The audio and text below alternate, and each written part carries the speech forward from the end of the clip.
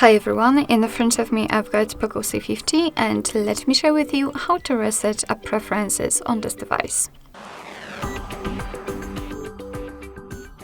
So first of all we have to open the settings and then scroll down to find special section which is obviously called apps. So let's tap on it and here we have to tap on manage apps.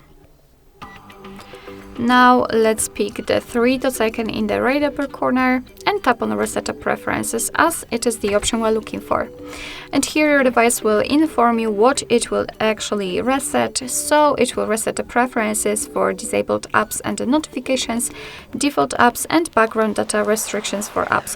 What's more, no worries, you won't lose any app data, so simply tap on Reset Apps and basically that's all. This is how to reset app preferences in your POCO C50. Thank you so much for watching. I hope that this video was helpful, and if it was, please hit the subscribe button and leave the thumbs up.